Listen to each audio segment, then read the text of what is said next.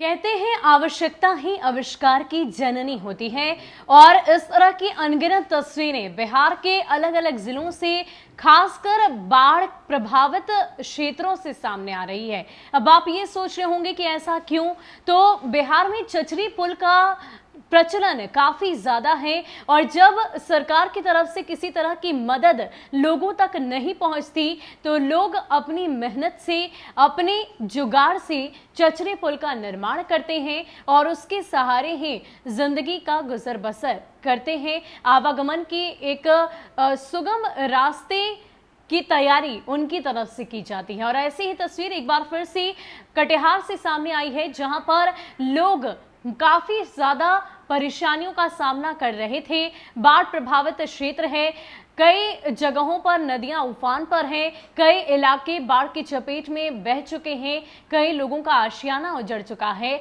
लेकिन इन सब के बीच अगर हर रोज की जिंदगी की बात करें तो हर रोज की जिंदगी में काफी सारी परेशानियों को, मशक्कतों का सामना उन्हें करना पड़ रहा था और यही वजह थी कि जब सरकार से गुहार लगाने के बाद उनकी गुहार को सुना नहीं गया, पूरा नहीं किया गया, तो उन्होंने खुद ही अपनी आवश्यकता के अनुसार एक चचरे पुल का निर्माण कर दिया है। पहले आप इस पूरी तस्वीर को देखिए, समझिए कि किस प्रकार लोग हर रोज अपनी जिंदगी में रिस्क लेकर आवागमन को सुगम बना रहे हैं। क्या कुछ जानकारी हमारे पास, आपको बताते हैं। 14 अगस्त साल 2017 बाढ़ के कहर से हसनगंज प्रखंड के चापी में बने डायवर्जन सेतु टूट गया था। लगभग 150 मीटर से अधिक लंबा ये सेतु हसनगंज एवं कोढ़ा प्रखंड को जोड़ने का सबसे सुगम माध्यम था, लेकिन लगभग 4 साल बीत जाने के बाद भी ये सेतु अब तक नहीं बन पाया है। अब एक बार फिर नदियों में जलस्तर बढ़ने से हसनगंज और कोढ़ा प्रखंड को जोड़ने वाले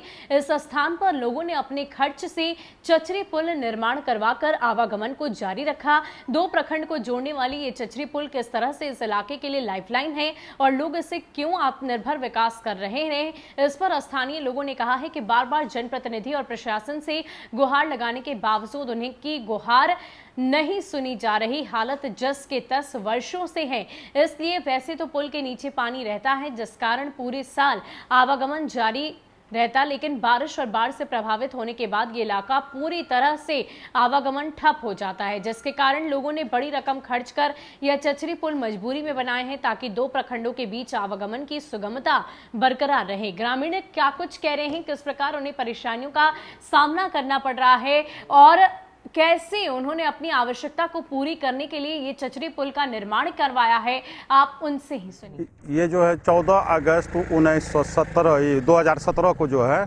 ये कट चुका था ये सड़क। अच्छा, उसके बाद क्या हुआ? उसके बाद से कई बार जो प्रशासनिक स्तर से जो है जनप्रतिनिधि लोग भी आए, जल्द बनाने का आश्वासन दिए, लेकिन आज 4 साल बीत गया है, लेकिन अभी तक ने तो गाँव वाले सब जो है आपसी चंदा करके चचरी पुल का निर्माण किया है। कौन नदी का धारा है ये चापी भसना नदी का छार है, छारन। ये कितना सहूलियत हो गया आप लोगों के लिए? करीब यहाँ 8 किलोमीटर का बचत होता है। ये सड़क जो है 2 प्रखंड के साथ साथ पूर्णिया जिला को भी जोड़ती है। ये उचितपुर होकर हम पूर्णिया जा सकते हैं और इससे 8 किलोमीटर रास्ते का बचत होता है। देखिए, मजबूरी हम लोग का तो इसलिए है कि ये हसनगंज प्रखंड और कोढ़ा प्रखंड को जोड़ने वाली सड़क है और ये कटने के चलते ये घूम के आना पड़ेगा। भैंसना, लेला चौक भैंसना होके भी हसनगंज जाना पड़ता है इनको। और अगर ये बन जाने से होगा क्या, 7 से 8 किलोमीटर का दूरी कम हो जाता है। तो इसलिए ये ग्रामीणों ने बनवाया कि ताकि ये जो दूरी जो घूम के लोगों को आना पड़ता है वो कम हो जाए और ये सीधा रास्ता बन जाए। कितना लंबाई है ये चचरी पुल? लगभग 150 मीटर से ज़्यादा है। कितना खर्चा बना आप लोग बनाए ग्रामीण लोग? खर्चा ग्रामीण मिलके इस बार करीब 80-82 हज़ार रुपया इस बार का लागत लगा। अगले बार से इस बार का लागत ज़्यादा है, कुछ महंगाई ज़्यादा, लेबर कॉस्ट ज़्यादा है। कितना दिन पहले कटा था ये 2017 के बाढ़ में कटा था और 2017 से लेके अब तक ये नहीं बना। आप लोग गए थे प्रशासन के पास? बहुत बार गए, कागजी तौर पे तो बहुत कम हुआ। लोग आते भी हैं, देखते भी हैं और नापी लेके भी जाते हैं, लेकिन जमीनी स्तर पर कोई काम नहीं है। कितना पैसा लिया जाता है आप लोग बनाए लोगों से? कितना पैसा लेते हैं चचरी पे चलने? पैसा क्या, जो मजदूरी हो, जो जिसका मर्जी हो दे, नहीं हो तो फ्री में जाए, कोई दिक्कत नहीं है। क्या जगह का नाम क्या है? ये हसनगंज प्रखंड पड़ता है, ये नया टोला चापी का बीच हुआ। ये क्या नाम है? मोहम्मद अशफाक।